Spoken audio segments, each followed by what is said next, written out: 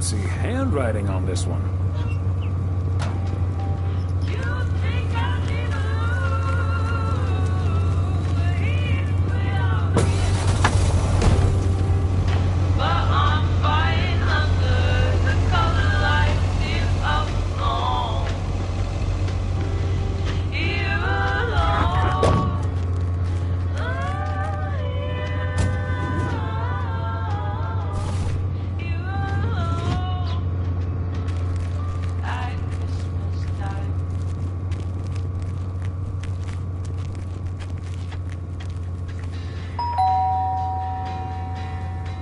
They must be out of town for the holidays.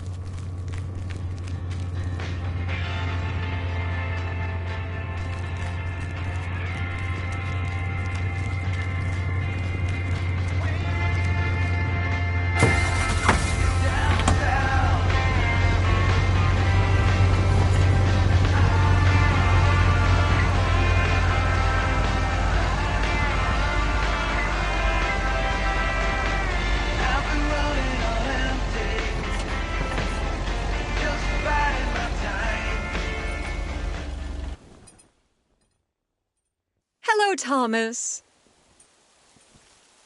Hi there, Beth. What brings you here? I saw you arrive just now, so I decided to venture across the road with a minor request.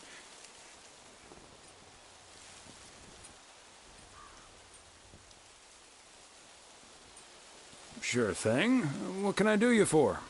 It's just one small thing, I promise, and, well, I suppose you can see what it is. A first gift to the little one, you see, since Christmas in Georgia fell through. Could I leave this with you so you could make sure it gets where it needs to go? I have the information right here on an old envelope. It's the return address in the top corner. Of course, Beth.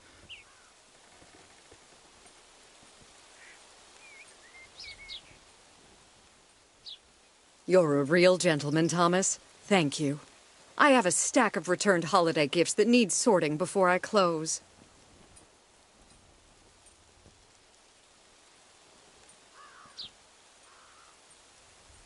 I'll take care of it. Thank you, Thomas. Truly. I'll get the postage to you later, I promise.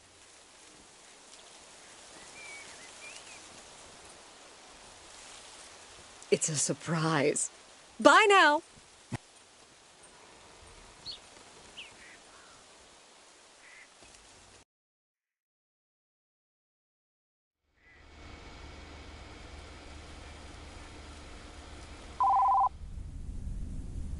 Hello? Hi, Meredith. It's us. Your dad is standing right next to me. Hiya. Hi! Shouldn't you two be at Moe's right now? Yeah, we're about to jump in the car, but we wanted to share some exciting news with you. Oh, first things first, though. How was your Christmas? Well, I worked. And Tess and I made a Christmas meal you probably won't ever find in a cookbook. But we had a lovely evening. Thanks, Mom. Can I get the exciting news now, please? Okay, so your dad and I will fly into Florida this September. I won a sweepstakes. Get out of here. Wow, that's so awesome, Mom. Florida in September. Beats the PO weather, huh? Oh, sure does. Dad, are you excited as well? I sure am. Aren't you worried about flying there? Last time you came to visit, it took a few hours for that green tinge to leave your face. Oh, Meredith, don't make it worse than it was. Fine. Maybe he just boozed too much on the plane. Have you checked if the flight includes free cocktails? Best bring your flask, Dad, just in case.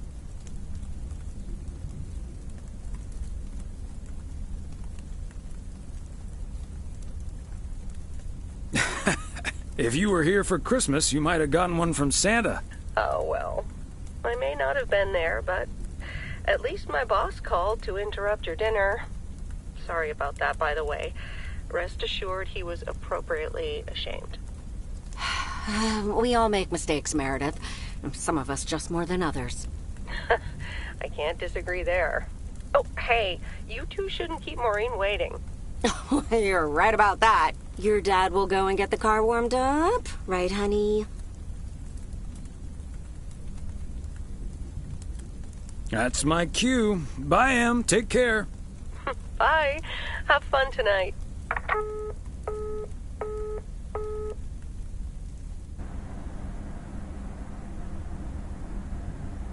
Thanks for getting the car all toasty for us, honey.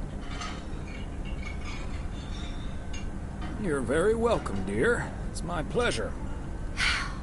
We've been doing this for decades now, and I've never stopped looking forward to spending my Saturday evening here with you.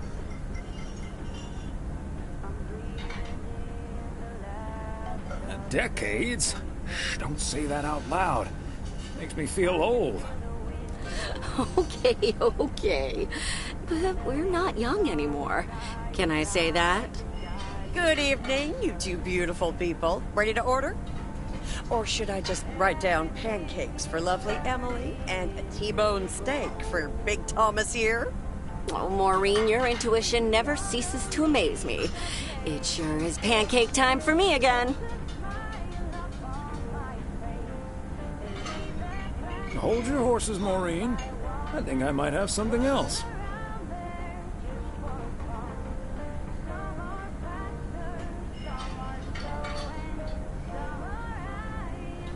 I'll have pancakes, too. You got it. Be right back, folks. Ashley, it's pancake time! This will never get old. But Beth making surprise plans and this Florida trip landing in our lap got me thinking a little bit. If we're getting close to being able to do whatever we feel like doing, does that mean we should stay in PO forever?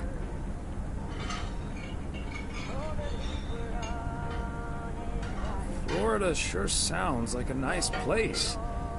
Lots of fishing, no ice. The warmth is the main selling point for me, I must admit.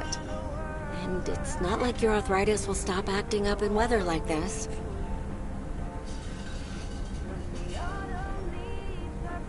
I am looking forward to that Florida trip the more I think about it. It's a perfect opportunity to test the waters. Oh, wasn't it nice the way Meredith reacted to the news? Although I'm sure she's a little envious.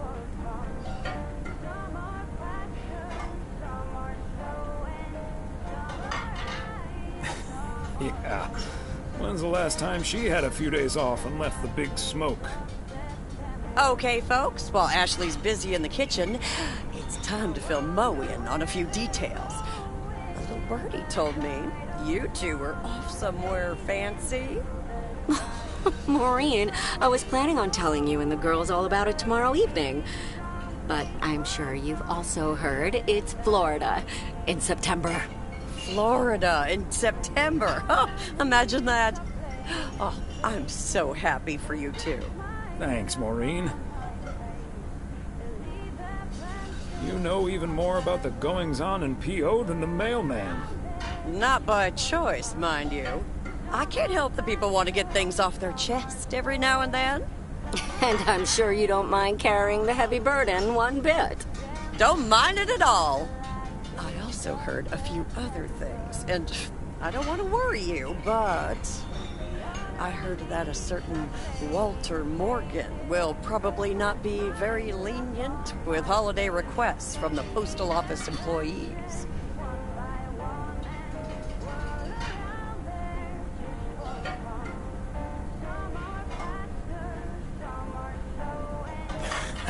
Morgan. His bark is always worse than his bite. If Walter Morgan gets in the way of that, I'll get in his way. I don't think I'm supposed to actually run a bar, but sure, all right.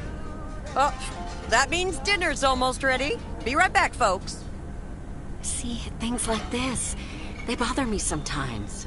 Maureen's a sweetheart, but it's almost impossible to have a private life here. That sure is true.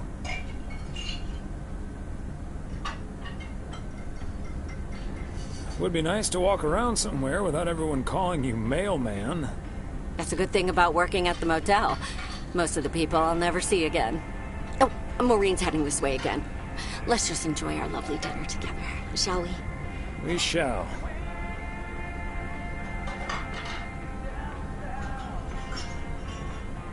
Have I already told you that you look wonderful tonight? Look alive, folks. 2 plates of the good stuff.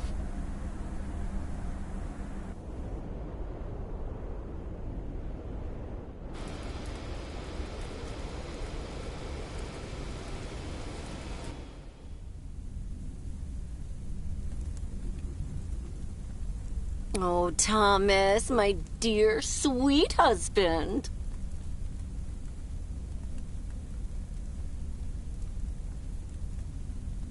The one and only. No autographs. Oh, the sweetest man alive. Always prepared to help out anyone who asks for a favor, even on his Sunday off. Okay, Em. What needs doing? The motel called, and, well, the TV crew would very much like to rent some movies from the Flick Shack today. But I couldn't just let poor little Angie ferry them over in this weather, so...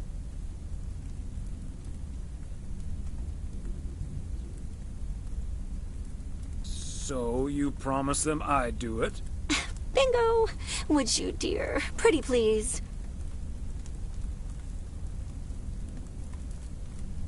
Of course, Em. You've been so busy lately. It'll be my pleasure. Oh, thank you so much, darling. Tell you what, I'll make some extra tasty snacks for your poker night tonight. How's that? It's a deal. Thomas Weiss, as I live and breathe. What in tarnation are you doing out and about in the mail truck on a Sunday?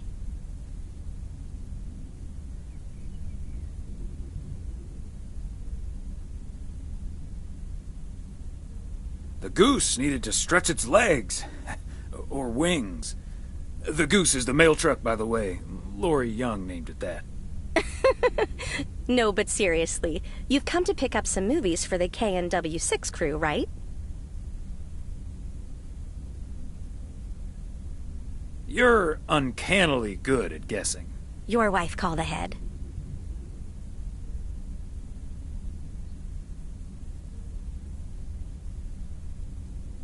Happy to do it for Emily. And for you. And for the TV crew. Parts of it, anyway. But first things first. So, what's the hot gossip on these out-of-towners? Well... Connor Price is the star of the show, of course.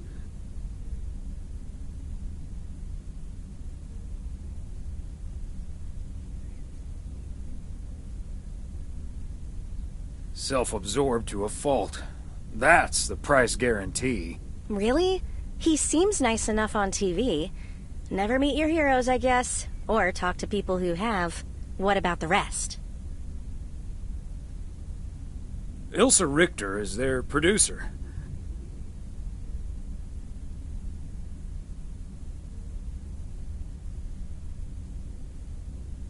Obviously, she's the brains of the outfit. Mm-hmm. Her I've met. Came into the store yesterday asking about P.O. and whether I liked it here. Cute as a button, that one. And only in town for a couple days. Perfect for a girl on the rebound. Shame she's into men. One in particular. Ooh, do tell. The way her eyes lit up when she mentioned that colleague of hers, Gabriel. Trust me, a girl knows. So anyway, let's get down to brass tacks. According to Emily, our intrepid reporters have 2 rooms equipped with VCRs between them. One for Connor Price, KNW6, and one for Ilsa Richter. Great. I know what we should get for Connor.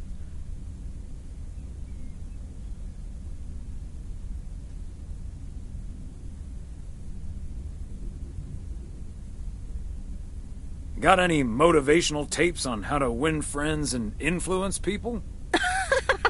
Great idea. But Connor's already made his pick. Octopussy. It says it's James Bond's all-time high.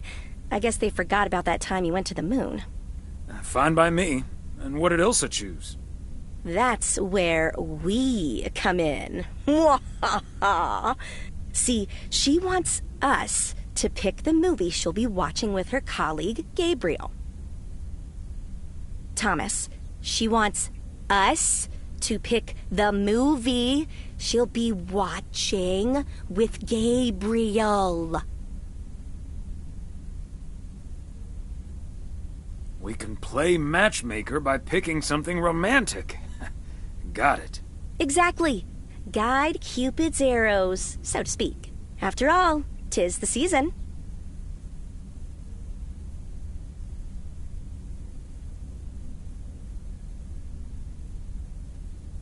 For a little post-Christmas magic? Maybe. You and Emily are regular customers, so you know what I have available. So, which film will it be?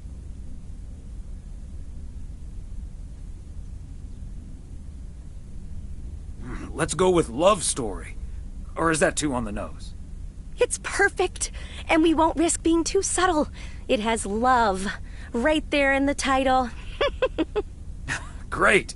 Love Story it is. The dynamic duo of stupid Cupid strikes again. Although I suppose this is our first strike. Anyway, here's hoping that this is the start of a beautiful love story.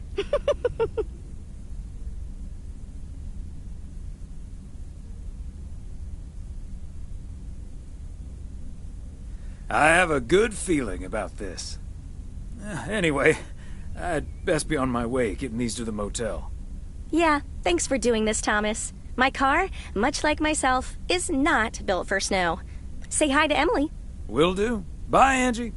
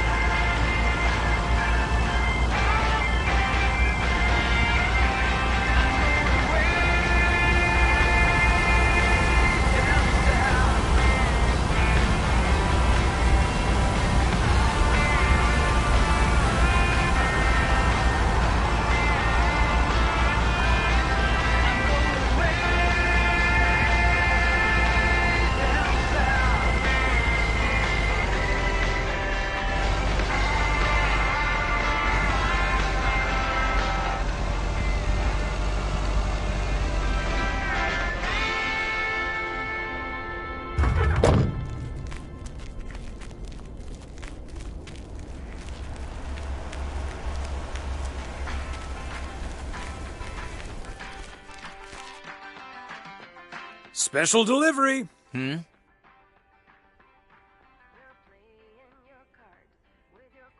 I need the room numbers for Price and Richter.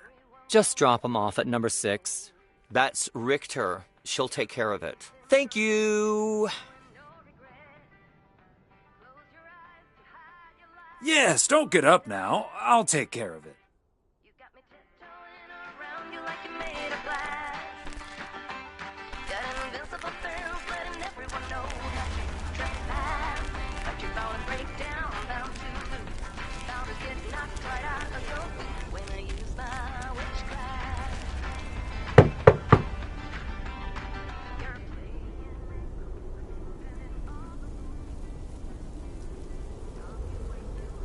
Movie delivery for segment producer Ilsa Richter.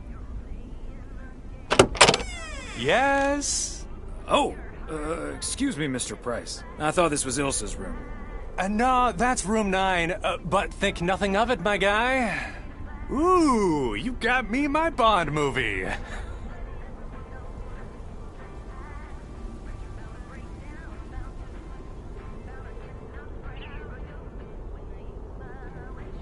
Yes, sir.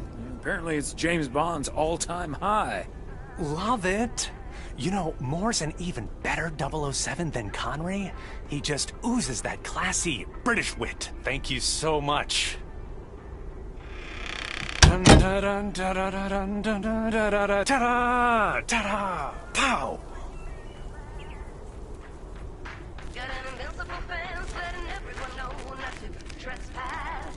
But you found a breakdown down to the found as if knocked right out of your boots. And now you my witchcraft. Here's hoping this is Ilsa Richter's room. Yay! Good to see you, Thomas. So, what movie did you and Angie pick for me and Gabe? Here you go. Love story. Haven't seen this one. What's it about? Tennis?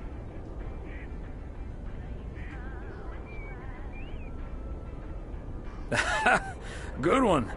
Not about tennis, but it's still pretty ace. Ha ha. I'm sure it is. Looking forward to it. Let me guess. This was Angie's pick. Well, let's just say it was a group effort. Okay.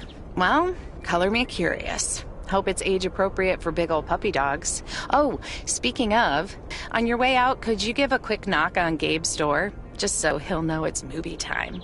It's room number 2. Will do. Great. See ya.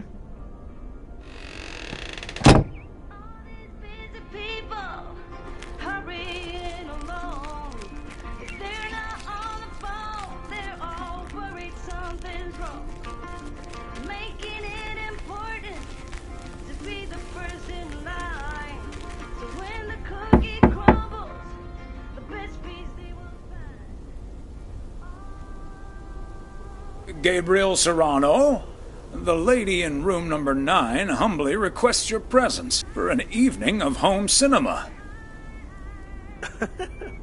Thanks, Thomas. I'll be right over.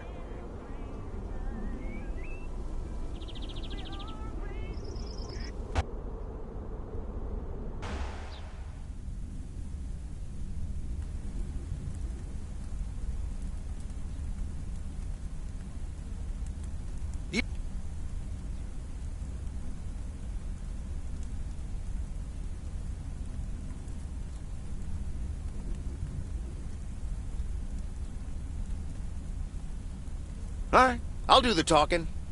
I'm all in. Call. And he just instantly calls me. Great. I don't even need to see your hand. Well played, sir. Thanks, Jack.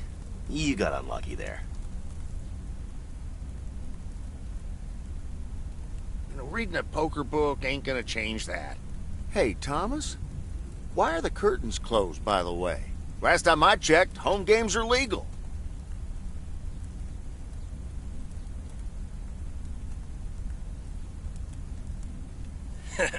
I sure can. Walter Morgan's on my tail. Someone snitched on me, and now I need to lay low until I have a good enough alibi. Morgan again? What'd you do, Frank? I hope you didn't put ladies' underwear in his briefcase again. And please Ha! The classics. All I did was sell fireworks to someone. He said something about that being my third strike. I might actually lose my job, fellas. We won't let that happen, Frank. Thanks, Thomas. I've been racking my brain, but I can't come up with anything. I'm guessing they don't have any photographic evidence. Pictures of you selling these fireworks? Just that there's a guy fitting my description. What are you getting at? I might have a little plan. But let's first play a few more hands. I'm down almost $30. We know Walter Morgan has a few reasons to dislike you, but why do you dislike him? I could tell you why, but it's not a pretty tale. And it better not leave this room, kitchen. Sure, Frank. My lips are sealed, for once.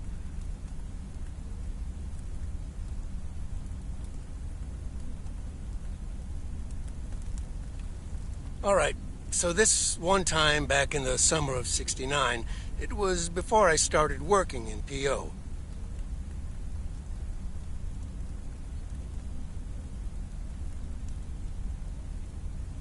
Just got a little excited if you walked past them eating a sandwich or whatever.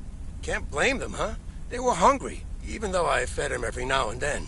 Morgan found out, of course, and after one complaint too many, he took matters into his own hands, or should I say, feet. He lured a couple of them behind his car, and before I knew what was going on, it was too late. I heard a loud and gut-wrenching howl. I saw two dogs run away, and Smokey, my favorite one, limped after them. It's the last time I ever saw those sweet dogs. Then Walter Morgan looked me straight in the eye with a smug grin on his face, and he said, "This is how you do a proper job, Frank." I can still see that Okay, that does it.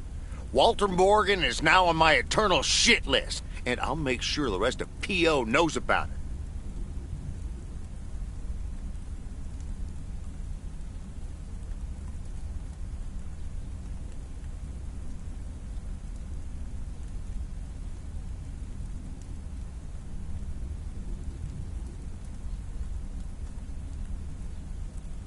Poor Smokey. Dogs can survive a broken leg, right? What a despicable human being. I can't believe he did that. Well, I was joking, of course. I don't really have a good reason for disliking Walter Morgan. That boring old pencil pusher just rubs me the wrong way. Damn it, Frank, you had us good. Okay, folks. Ante up. Here we go again.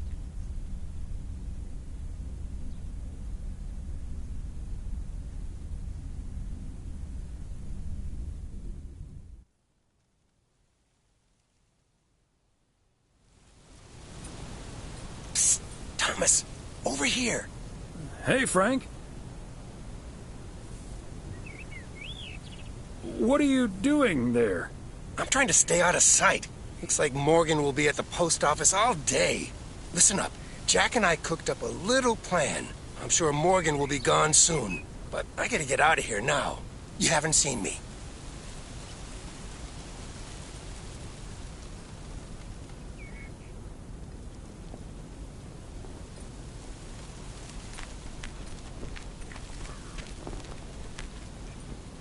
Top of the... We're starting this week with a warning from Lucinda. P.O. positive or pet peeves?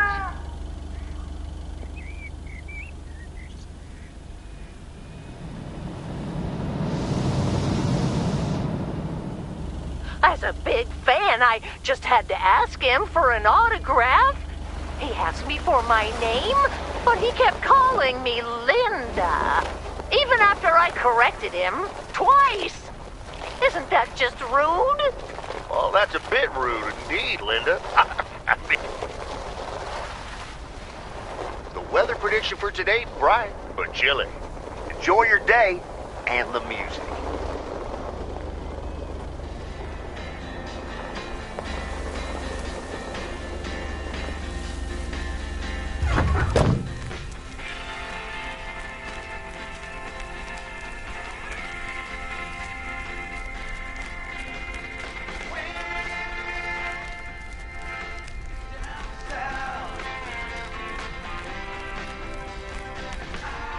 Okay, are we rolling? We're rolling. We're rolling. Okay, let's get this in one. I'm freezing my ass off. When Chekhov saw the long winter, he saw a winter bleak and dark and bereft of hope. Yet we know that winter is just another step in the cycle of life. In the summer months, this lake is bustling with activity. As the local fishermen cast their rods, the tourists plunk down hard-earned cash to rent a boat and spend a delightful sun-soaked day on the water. Not so during this particularly harsh winter, however. Now the watery heart of Providence Oaks finds itself completely frozen over. No, that won't do as an analogy, because now we're sort of implying the residents have grown cold-hearted during the winter. Doesn't work, doesn't scan. Yeah, and what was with that Chekhov stuff? I don't get it. Chekhov? Like from Star Trek? All right. Let's try something else. Hey, wait a minute, Mr. Postman. How's it going?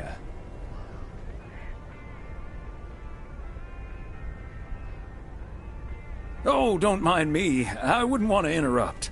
Hey, listen, how about I ask you a couple of questions on camera? Just simple stuff about the town.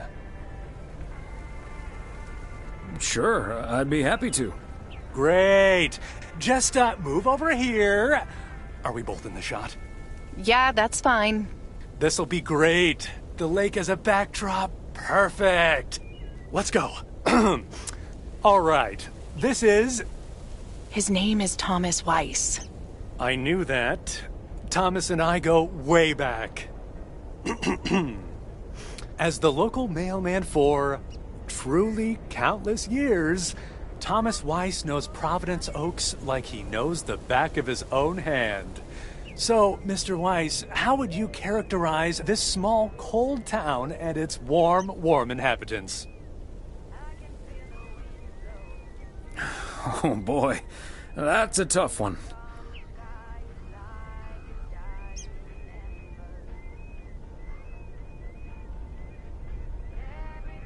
In the eons I've been the local mailman, I've learned one thing.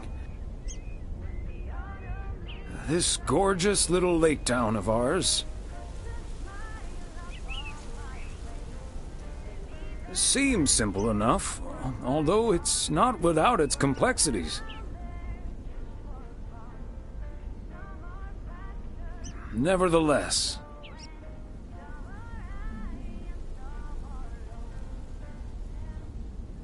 when the low winter sun hits that shimmering water just right, you realize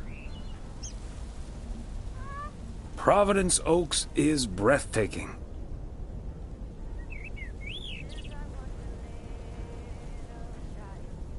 And you'll know what will always ring true is, this is home. And cut. Ah, that's so sweet, Thomas Weiss. Completely unusable, but sweet. I know I've got goosebumps. Yeah, that went well, kind of. Now, let's scout out the establishing shots at the far end of the pier. Let's go, Connor. Aye, aye, Captain. Gabe, you can take 5. My advice would be to take those 5 in the van, to reduce the risk of any further ass freezing off incidents. Noted. Thanks, Ilsa.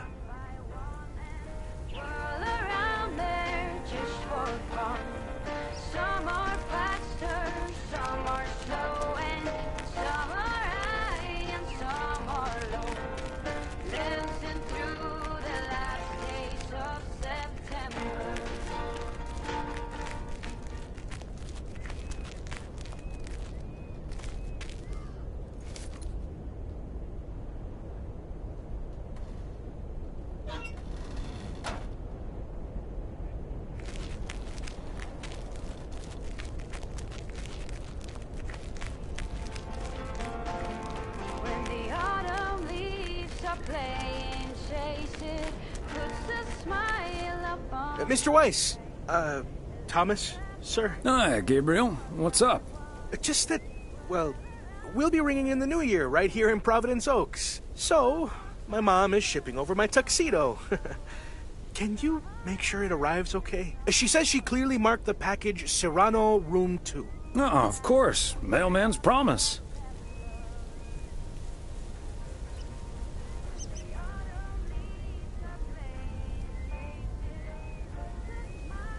So, how did you and Ilsa like the movie?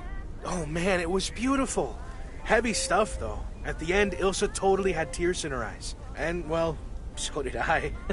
There is something else I wanted to ask you about. I guess I'm curious. How did you, like, woo your wife?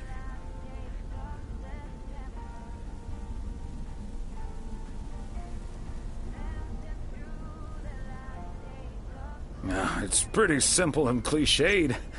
She's my high school sweetheart. I took her to the fairy tale dance. We snuck off to smooch under the bleachers, and the rest is ancient history. But I'm guessing that doesn't help you with what you really want to know.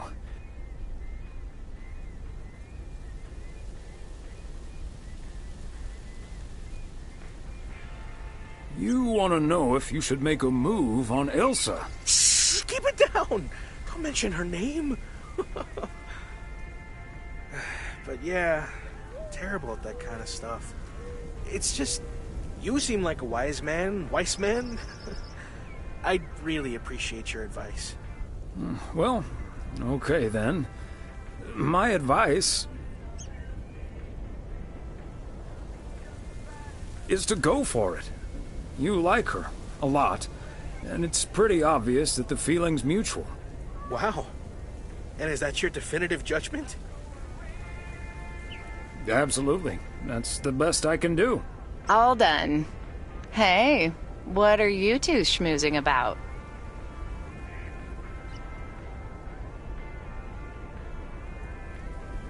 Oh, we were discussing the delivery of Gabriel's New Year's Eve attire. Excellent. Now start the engine, Gabriel. We're rolling out pronto. Man alive, it's cold today. On it, Mr. Price. Thanks, Thomas. You've been a huge help. So, take good care of that tux, yeah? Will do. Bye, folks.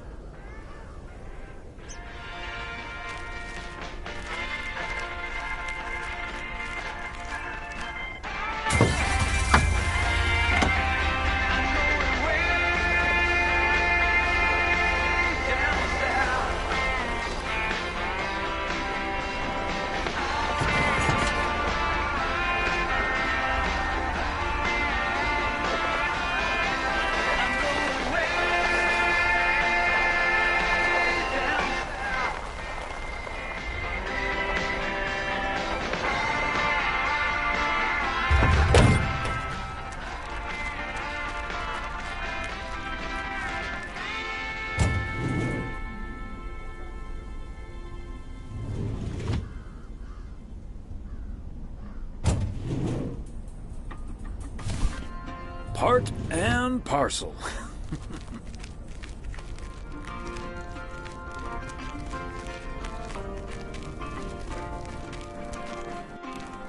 Hi there, ladies. Hi, Thomas.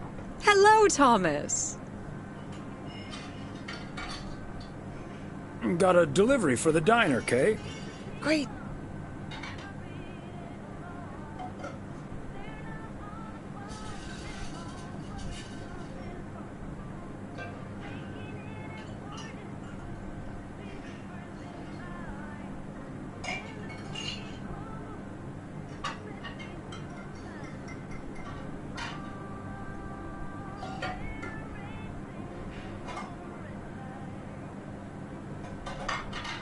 Okay, so before I leave, we had this awesome girls' night yesterday thanks to Beth.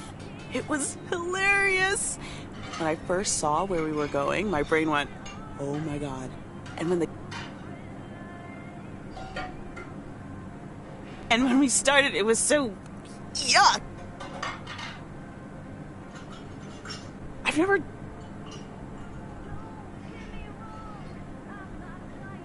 But... Ah, yes, the girls' night.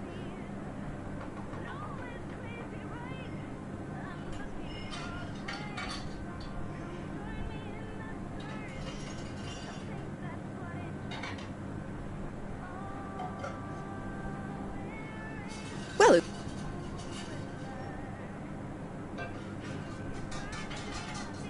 You made whatus? I said haggis. It's a Scottish dish made from a sheep's liver, lungs, heart, and suet, all stuffed into a sheep's stomach. It's this fascinating traditional gourmet staple stemming from the...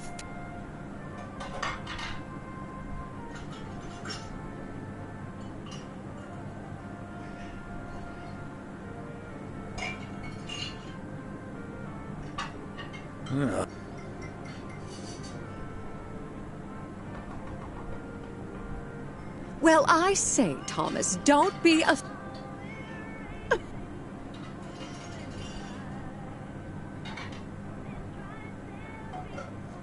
Bleh.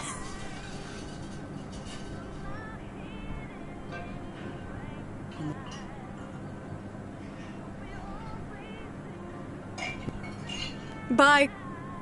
Well, now, I really should get back to the grind as well. Those New Year's prize reductions aren't going to fix themselves. Wait up.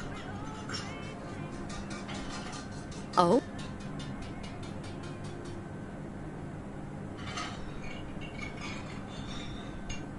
It's about...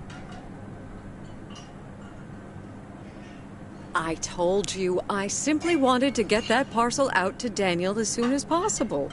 Since we didn't get... It's nothing, really. Now, if that's all, I really need to get back to the bookstore.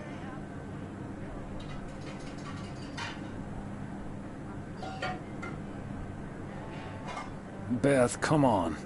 You have been acting a bit strange lately. What do you mean? Standing outside in the cold with a parcel like that, it feels off to me. Okay, you've got me. Can we sit down here for a bit? Heavens, I do feel a bit caught out. But I have to admit, it does warm my heart to know that I cannot fool my friends. Well, out with it, Beth. You see, it's my eyes, Thomas. I have glaucoma, which means my optic nerve is deteriorating. I found out a few months ago.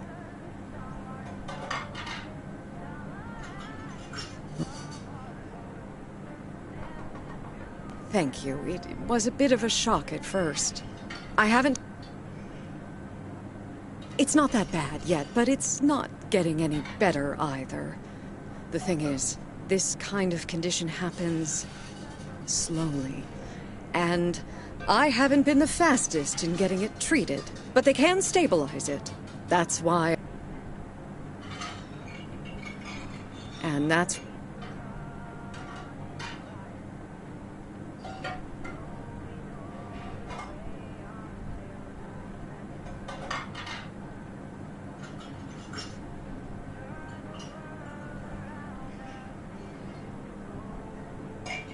I had no idea. Is there anything we can do to help? It's sweet of you, but there is no need to treat me any differently. I've been going about my business as usual, first and foremost, because the deterioration is so gradual.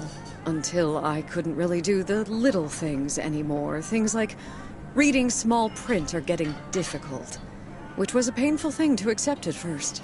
Working in the bookstore is starting to give me more issues than I'd like. Getting older. It's a strange thing, isn't it? It's like that Robert Frost poem. The afternoon knows what the morning never suspected. Doesn't mean I wouldn't mind taking a little nap in between from time to time, though.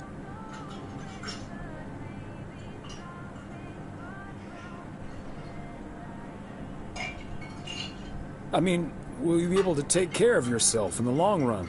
It is a big part of why I'm leaving, yes. But at the same time, it isn't. What I'm trying to say is, when you really look at it, in the end, it's not all bad. You see, every limit is a beginning as well as an ending, as T.S. Eliot puts it. For me, there's really no use dwelling too much on that limit. I can't change it anymore at this point anyway. But...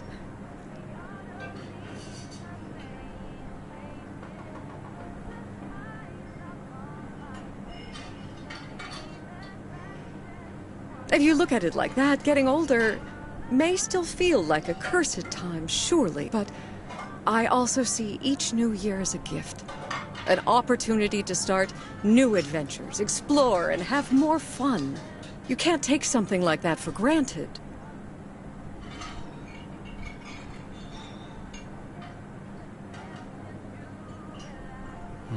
I like that mindset.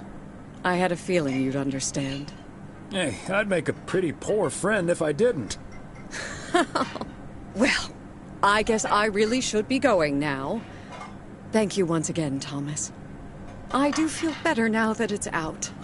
You're a good friend. No, thank you, Beth. Bye now.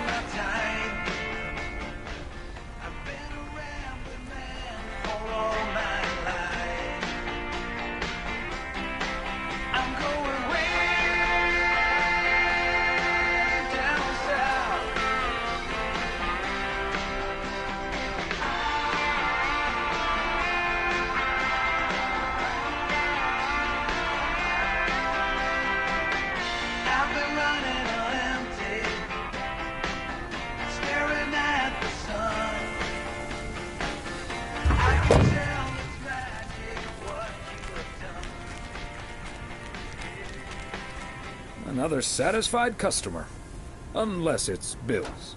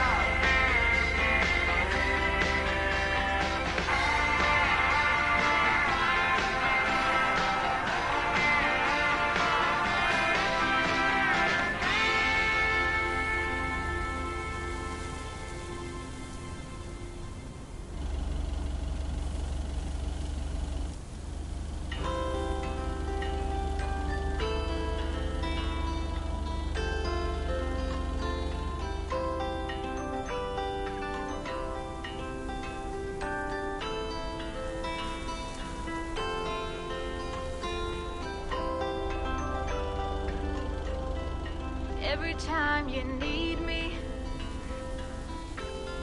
I'm telling you I'm here to stay. Looking at your castle, I'm pretty sure you're I've always thought Hawk...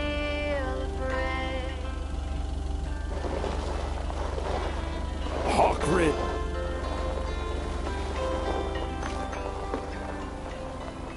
Walking in your garden,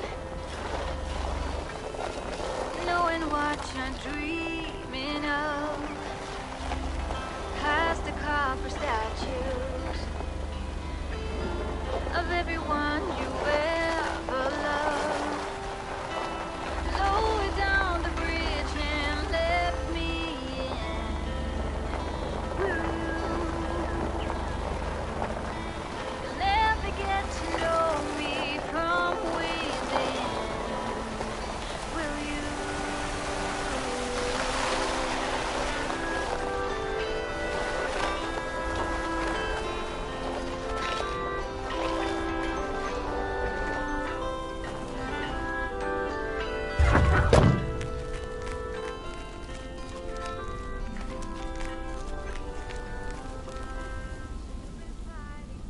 Oh, Thomas! Hello there! Could you be a sweetheart and bring that over to me? Of course. Oh, careful now. Robert cleared most of the snow, but it's still a bit slippery. Thank you so much. If only I still had the balance and agility of my feline friends. Oh, and good day to you, of course.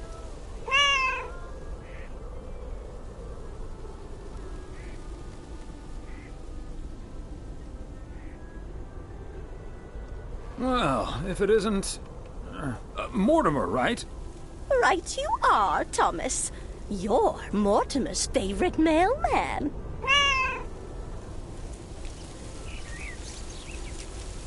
That's nice. Hi, Mort. Immer. Right, Mortimer. So, what do you have for me today, Thomas? Just a letter. Let's see.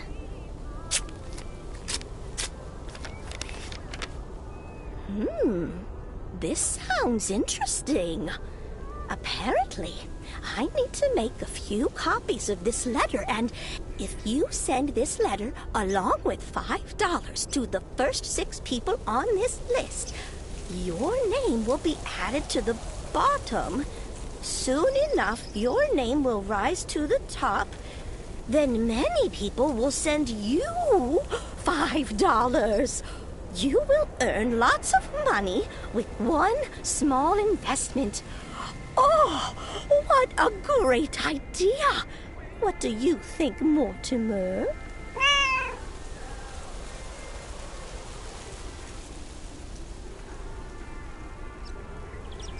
Mildred, that's a classic chain letter scam.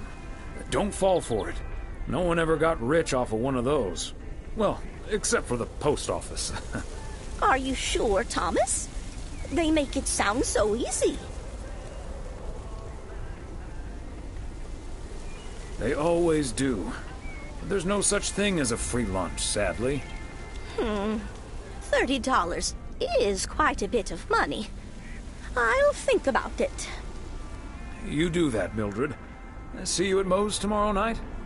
Probably. Bye, dear.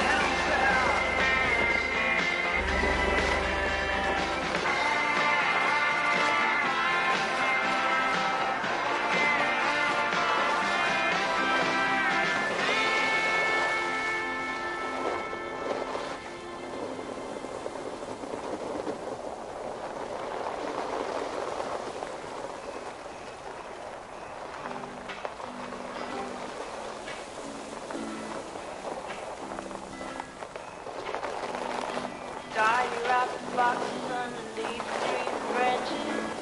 What are the chances it's disappear?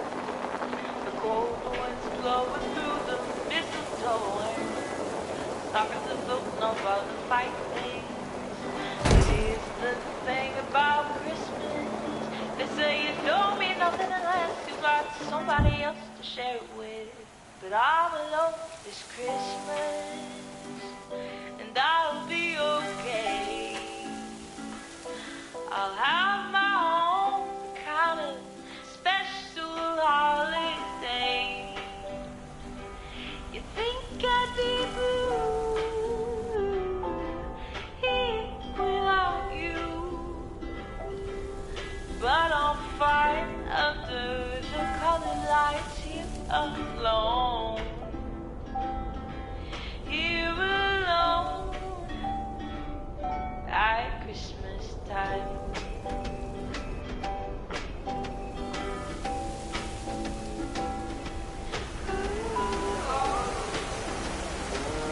At Christmas time.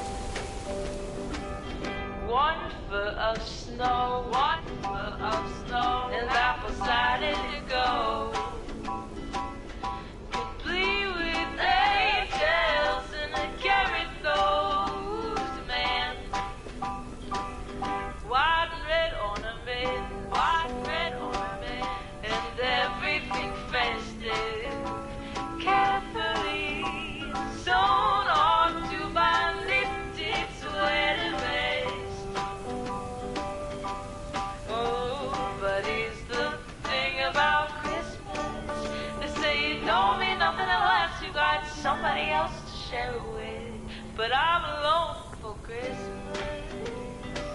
and I'll be okay.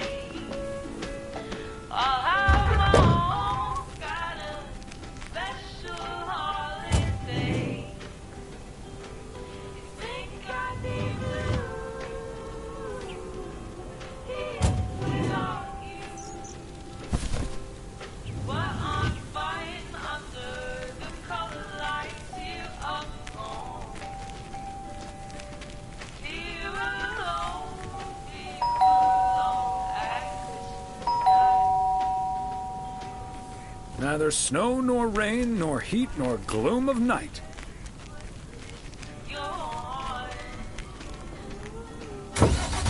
I've been guessing you'd be getting crying all night long for Christmas.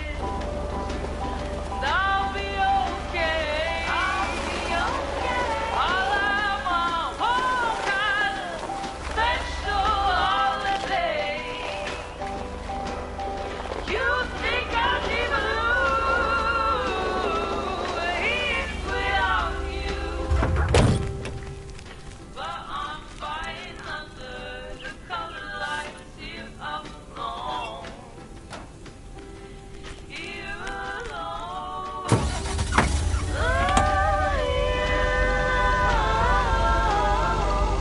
Here alone. At Christmas time.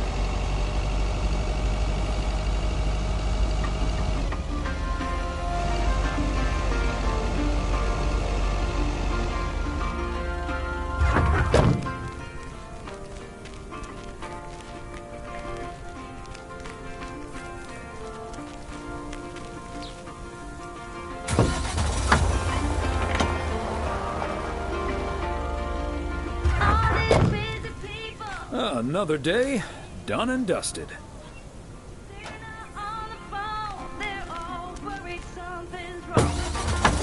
Making it important to be the first in line.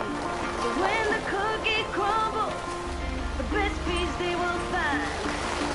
Oh, we're racing to a red light. It's right there before eyes, somehow hidden in plain sight.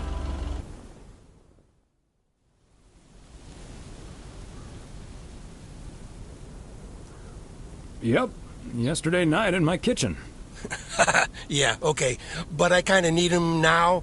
I'm a sitting duck right now. I'm toast if Morgan suddenly shows up.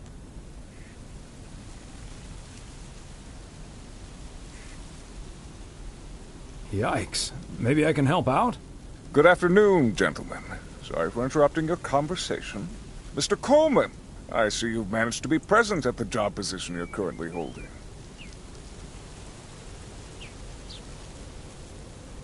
Mr. Morgan, it's so good to see you again. A little chat sounds wonderful. But I'm afraid there's an extremely urgent parcel I have to deliver right now. So, You can stay right here.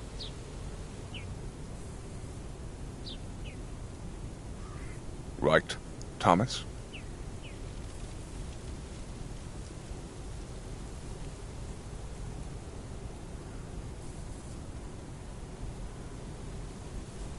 Sure, Mr. Morgan. I just finished my round, so it's not a bother.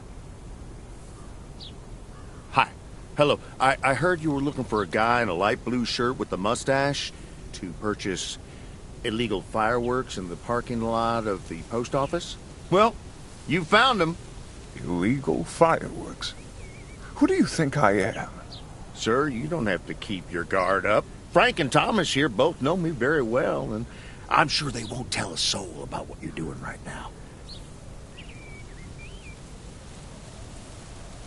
I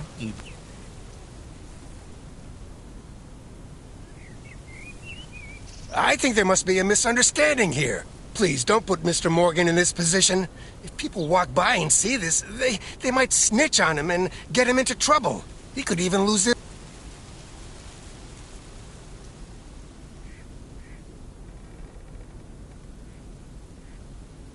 Yeah, why don't you go inside so you can do your dealings without all these prying eyes around?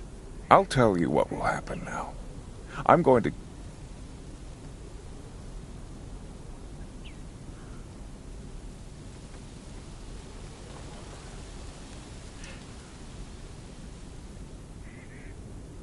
And I can fill your trunk there and... Do you have cash on hand? Gentlemen, I'll be back next year. Frank Coleman, your luck will run out one day. Tally-ho, Morgan.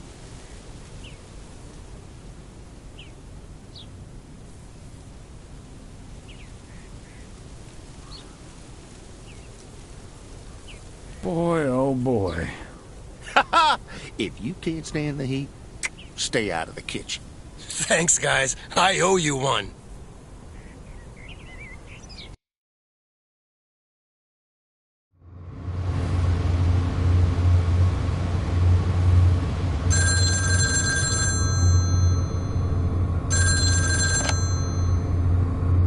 Hello?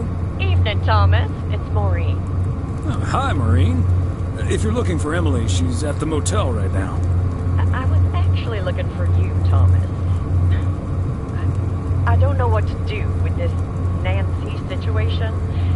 I get so worked up just thinking about it.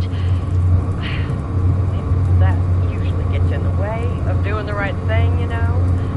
I need to talk to someone who's a bit more emotionally detached from the situation.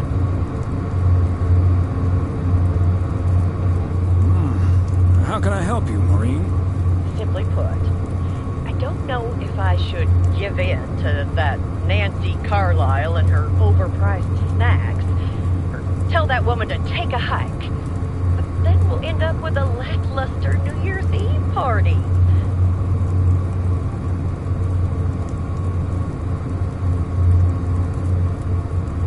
A party is about having a good time with people you like. Who cares if the snacks aren't great? That's what I'd like to think as well. But I just don't like to disappoint people.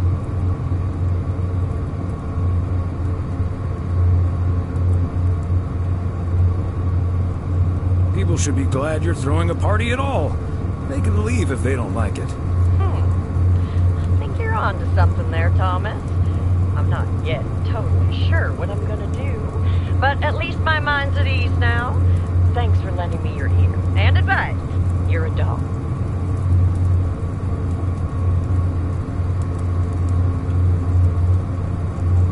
You're welcome, Maureen. Take it easy.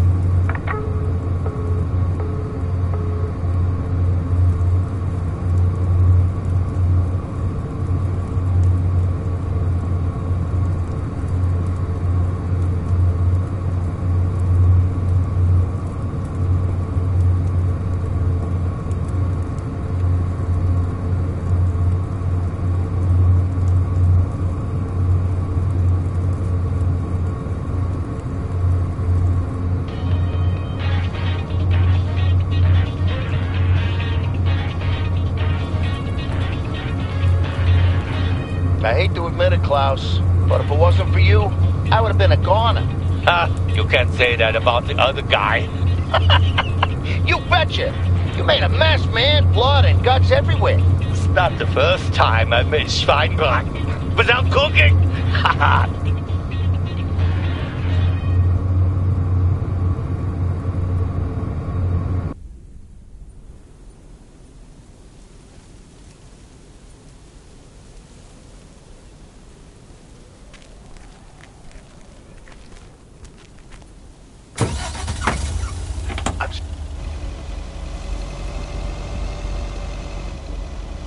Which brings us to the last PO positive or pet peeve of the year. It's one from yours truly, who'd like to end 1985 on a positive note. PO positive or pet peeve? We all know PO is the best place to live. And it's, of course, all because of the people living here. And by people, I mean most of the people. The majority. More than half in any case. So, thank you for that. And let's keep it up. I've got a feeling 1986 will be a special year, and I can't wait for it to roll on. Stay safe out there today and tonight. Have a good one. Cheers.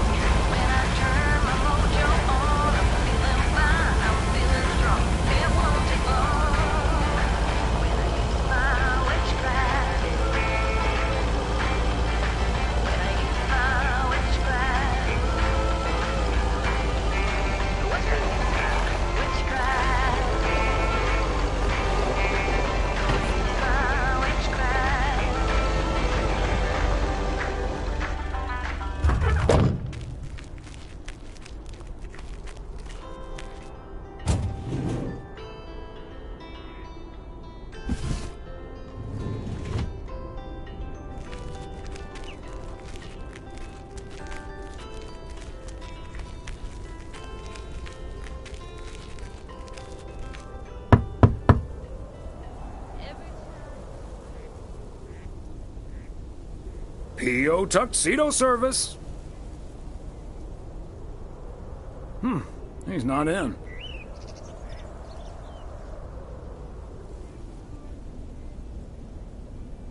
I should probably leave it with Ilsa then. Room 9.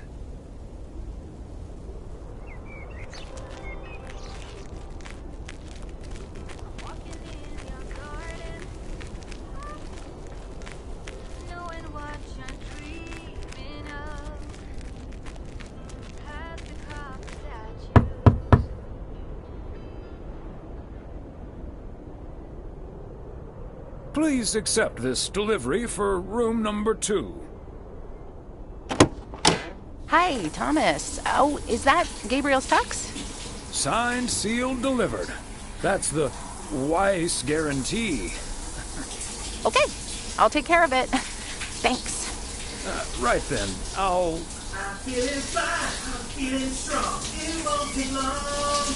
Ooh, when I use my witchcraft. Ooh. When I use my witchcraft, ooh, yeah!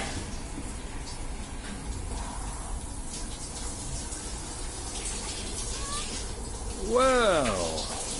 Great. So...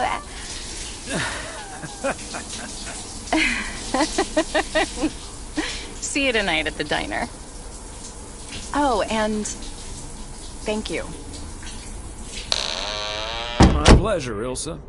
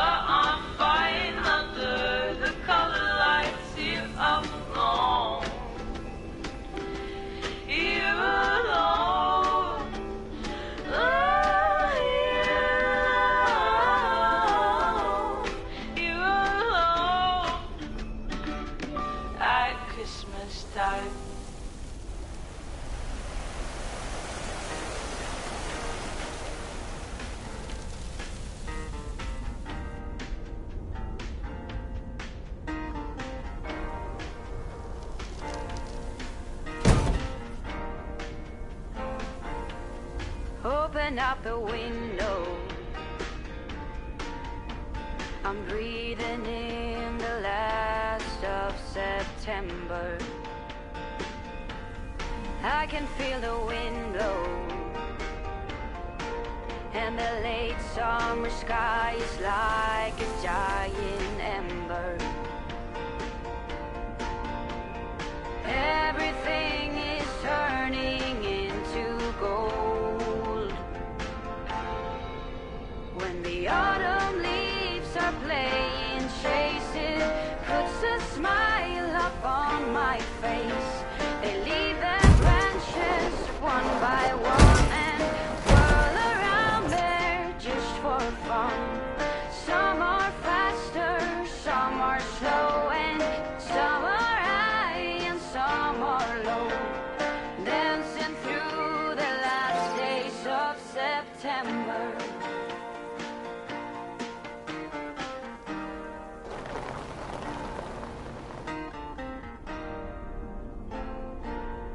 Since I was a little child, every year for as long as I remember, all the leaves were running wild, going all the way until November. Turn the world around us into gold. When the autumn leaves are playing chases. Oh, hey, Thomas. We're about to do a little interview, but you're welcome to listen in. Mr. Price, you know Thomas Weiss, don't you? Sure do. You're resident mailman, am I right? Good to see you, man.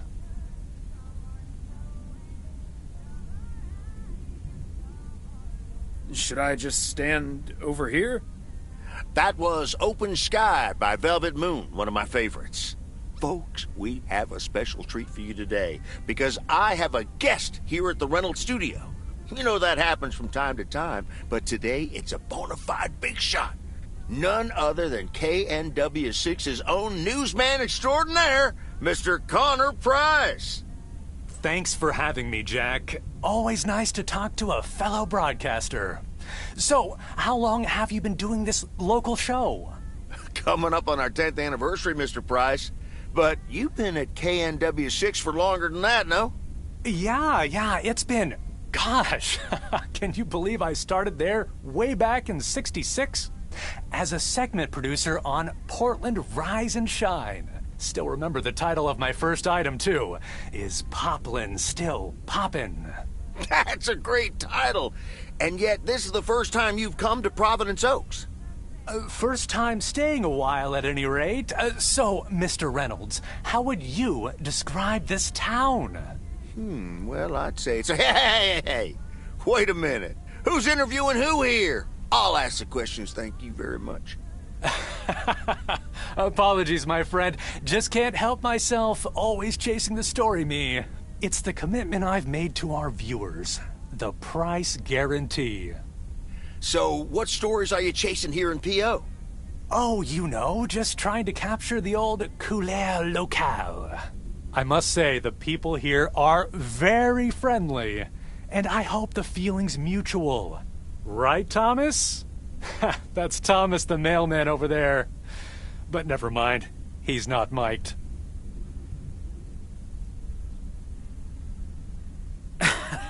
Yes, and no, I'm not. You don't say. Because we happen to have a little section called P.O. Positive or Pet Peeve. You might have heard of it? Can't say I have, but I do like the alliteration. Well, Lucinda Boyle called in a pet peeve yesterday, saying you were quite rude to her when she asked you for an autograph. Well, I'm sure that was a misunderstanding. See, I must have been on a really tight schedule, because otherwise I'd do anything for a fan. That's... the price guarantee, right? Sure. Anyway, we'll be back with Connor Price, KNW 6-star reporter, right after this. What the hell, Jack? Ambushing me like that live on air? Relax, just joshing you a little. But I'll let you plug the heck out of this Oregon Trail thing you're filming. How's that? We'll make sure everyone in town fully cooperates with your crew in the home stretch. Aha. Well, speaking of the home stretch, I better get back to my job as a serious broadcaster. It's been real, pal. Can you believe this guy? Sheesh.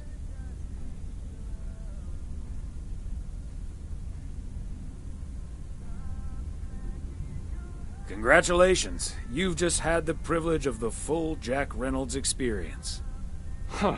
That's the thanks I get for stopping by amateur hour. Sorry you had to witness that, Thomas. Made for good radio, though. While it lasted, anyway. I'll see you at Moe's tonight, yeah? You don't want to miss what Frank's been cooking up.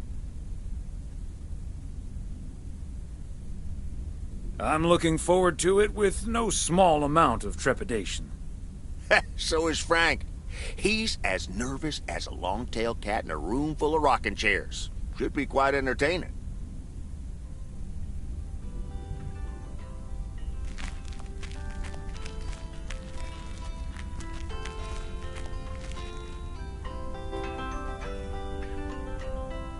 Every time you need me, I'm telling you I'm here to stay. But looking at your castle, I'm pretty sure you're safe, but still afraid.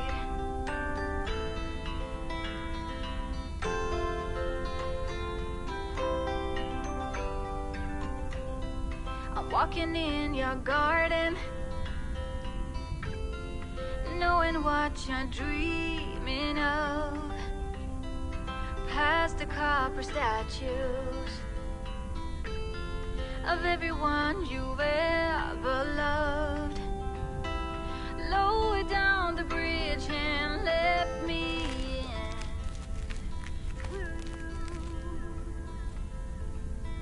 You'll never get to know me from... A belated Christmas gift? Maybe.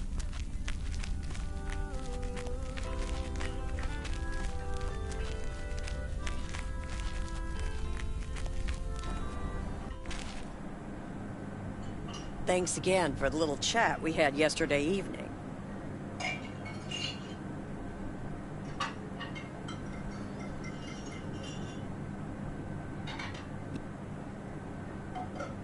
But I guess you'll find...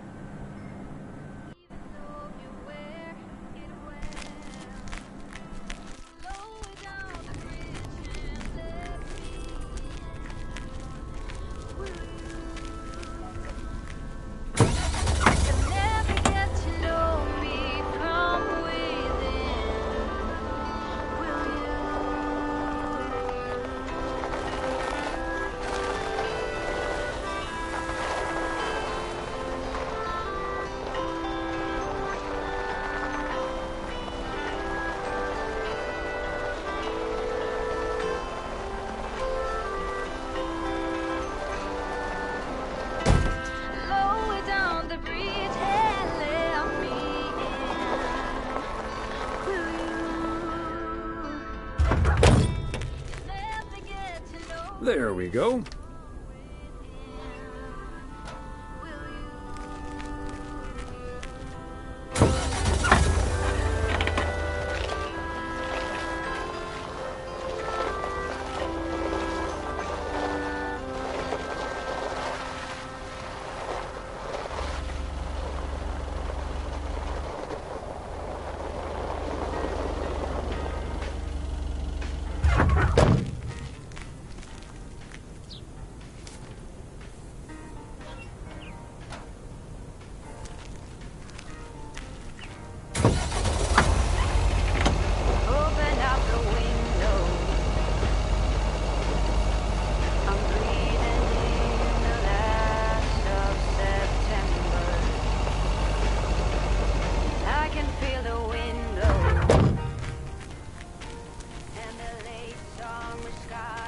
Fancy handwriting on this one.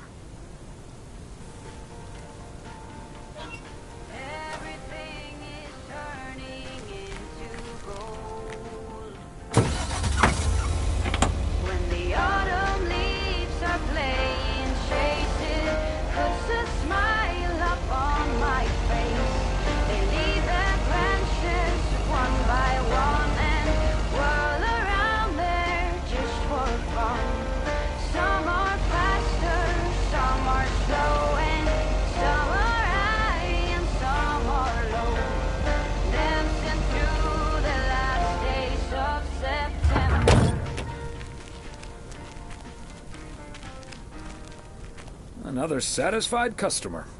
Unless it's Bill's. Since I was a little child, every year for as long as I remember,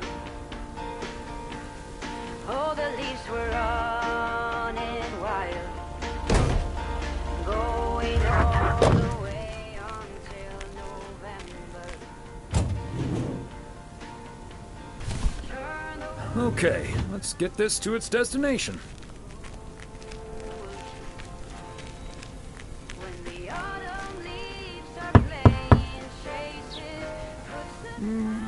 Nobody's home.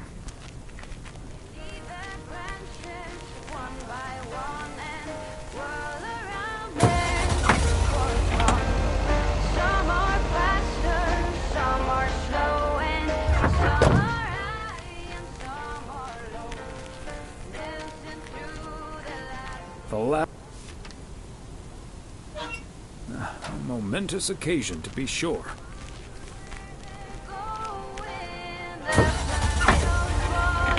sailing through the sky. There's no way of knowing, but maybe someplace far from you and I. When the autumn leaves are playing chase, it puts a smile upon my face. It leaves that branch.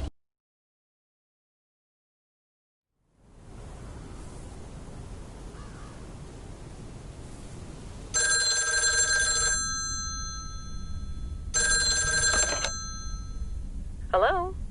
Hi, Meredith. It's the Weiss family again. We wanted to wish you a happy new year before we're going to Moe's. Hey, thanks. We've got a little over an hour left here before it's 1986. You'll watch out for those fireworks, won't you? They're so unpredictable. I will. I'll probably stay inside anyways. We've got 4 more hours to go, but Happy New Year! I'd rather be early than late. Are you going anywhere to celebrate? Thanks, Dad. We're all a bit drained after making the deadline. Some guys from the office were going to do a ER Kung Fu tournament, but I didn't feel like it. A Kung Fu tournament? On New Year's Eve? Yes, Mom, it's a video game. But Tess and I are going to watch Trading Places instead at my place. I think that New Year's Eve is overrated anyway. People seem to think it must be the best night of the year, but all you usually get is a lot of drama and a solid hangover. My New Year's resolution was not to make a big deal out of New Year's Eve anymore. And it looks like I'm not going to break it. But don't let that ruin your evening.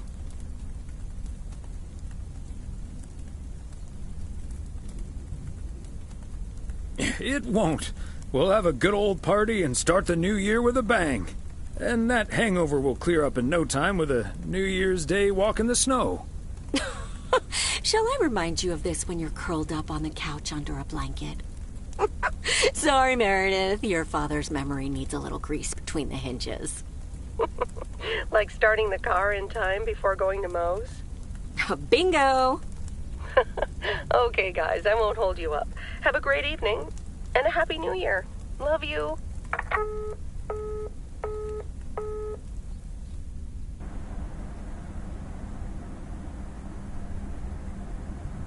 My beautiful people, may I have your attention for half a minute?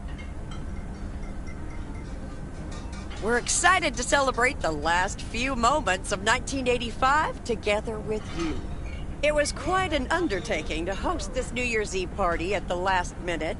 So if you feel like the snack situation isn't up to standard, you're right. But we do have enough tater tots, french fries, potato wedges, and potato pancakes to feed the entire village. Thank you so much for that, Jack. And thank you all for coming. Cheers to a great evening.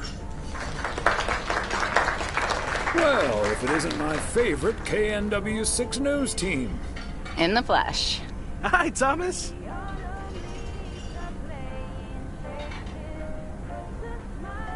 Darndest thing. I've had this song stuck in my head all day. It goes, witchcraft. Ooh. Witchcraft. Ooh. What a coincidence. That's been stuck in my head, too. He knows. He heard you sing it in the shower. Oh, right. Elsa Richter, ladies and gentlemen. Segment producer, car problem solver, and joke explainer extraordinaire. There we go. Champagne for my real friends and real pain for my sham friends.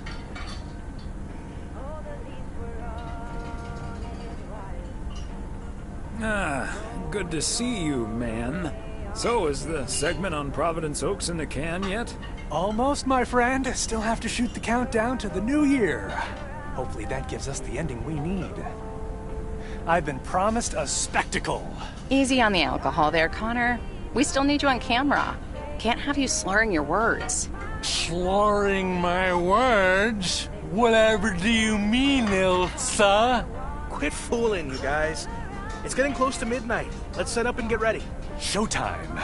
Okay, getting into character. See you on the flip side, mailman. Hi, honey. There goes that Connor Price. Would you believe the motel had to custom order a blow dryer just for him? Oh, is that Beth sitting over there? Let's join her. Good evening, my dearest of friends. Almost time for Auld Lang Syne, eh? Did you know that Auld Lang Syne was written down by Robert Burns in the 18th century? And that he based it on an old Scottish folk song? He wrote it to a different melody than the one we... I have to say, I do like this version. And it's often sung after a special dinner where haggis is served, would you believe?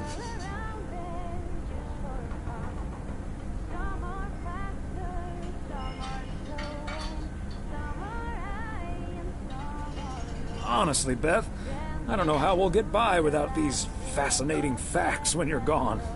Well, I will still be selling sets of encyclopedias at the store for a few more months if you need them. I'll cut you a nice deal. Only if you'll help load them into my truck. All joking aside, my friends, now that a new year is upon us, I feel a moment of thanks is in place. I know I've kept my situation from you for a while, but now that it's out in the open, I honestly don't know why I didn't share it with you sooner. Pride, I suppose. But I feel so much better now. So thank you, my friends. That's what we're here for. Glad we could be there for you, Beth. And thank you for opening us to it. We'll always be there for you. But you have to let us in first. I hope you'll remember that when you're in Georgia. Definitely. In fact, it's my new resolution for 1986. Along with letting go and seeing where life takes me. What about you, Emily? Any resolutions? Well, less work and more fun, I suppose. Now that this guy Matt is joining the motel, I am looking forward to a bit more quality time. What about you, honey?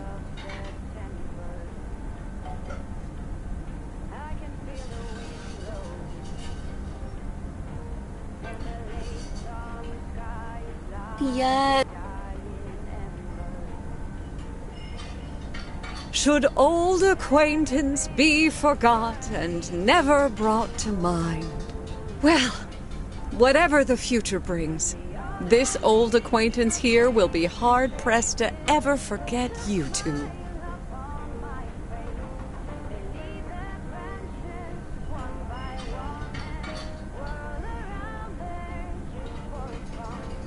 We sure will. We'll stay in touch. And like you said at Christmas dinner, even if the reasons for change are sometimes out of our hands, let's focus on the new beginning. And what better time for new beginnings than New Year's Eve? Attention, folks! It's showtime!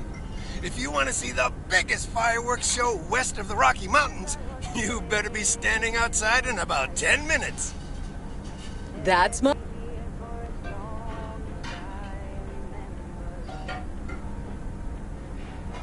But I need to visit the ladies' room first, or I'll turn into a pumpkin.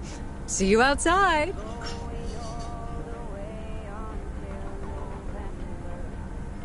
But I am going to miss Bethy. So will I.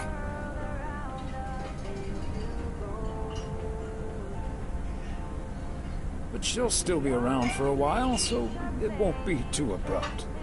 It makes me feel a bit melancholic. Even more than I usually am on New Year's Eve. This odd feeling of looking back and forward at the same time. And now I'm doing that over a much longer period than just the coming and going of the year.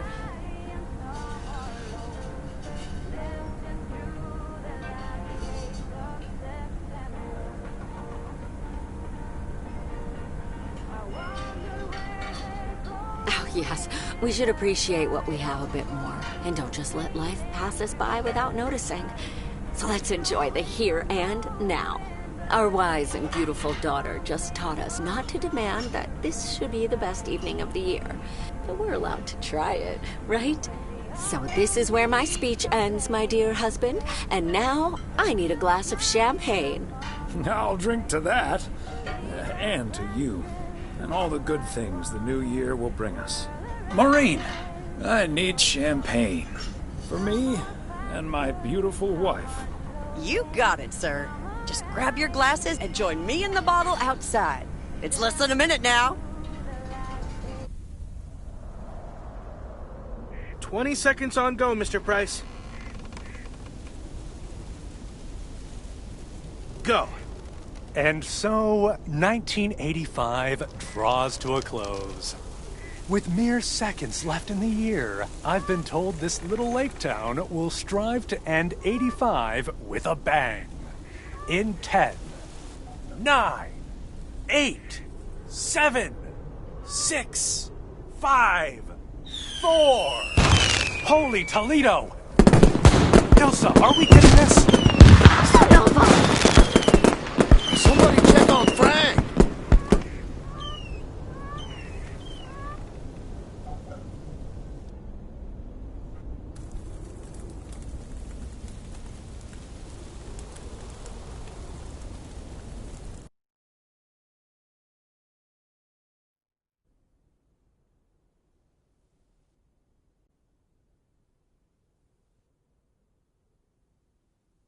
That sure sounds like a delicious eggnog recipe. Hurry up, dear. It's coming up next. Yes, don't get too excited now. It's just a preview, remember? And now, a man with a very special New Year's resolution. And he's going to tell us all about it. Isn't that right, Sybil? Absolutely, Bob. It's none other than our roving reporter, Connor Price. Connor, my dear, where in blazes are you? Well, Sybil, I'm in beautiful Providence Oaks, wishing you and Bob and our viewers a joyful 1986. And as for my New Year's resolution, Bob, why, it's my very special price guarantee to all of you that I will be sharing gripping tales and intimate portraits from all over Oregon in an all-new series of special reports on small-town America. Part 1 will air tonight at 8, right here on KNW6. And it will be all about the gorgeous little lake town where I was fortunate enough to spend the waning days of 1985. Here, let's take a look at an exclusive sneak peek. Providence Oaks, an idyllic town by a lake just south of Melville. It's where this reporter counted down to 1986. And although, unfortunately, the fireworks started a little early, so we didn't quite manage to catch them on tape. Take it from me, it was quite the spectacle, courtesy of postal worker Frank Coleman. Just a faulty batch of leftover 4th of July material, I guess. Not mine, anyway. No siree. But I'm all right, folks. Really, everyone can stop calling me at home. I'm A-OK. And perhaps that encapsulates the true nature of Providence Oaks, or P.O., as it's called by those who know and love it. It's a town where even when things don't go as planned, folks will be all right and A-OK. It's just, we help each other out, and there's nothing we can't fix. A town where first impressions can be deceiving. This town may look sleepy from the outside, but trust me, there's always so much stuff to do and take care of. Ugh. A town where generations have grown up. It's a great place to raise kids, and also a great place to have been raised as a kid. Myself, I mean. Back when I was a kid, being raised here. Was that okay? A town where patience is still a virtue.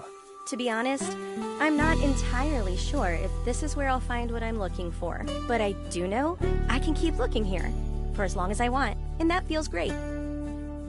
A town full of unique individuals that, deep down, have more in common than you'd think.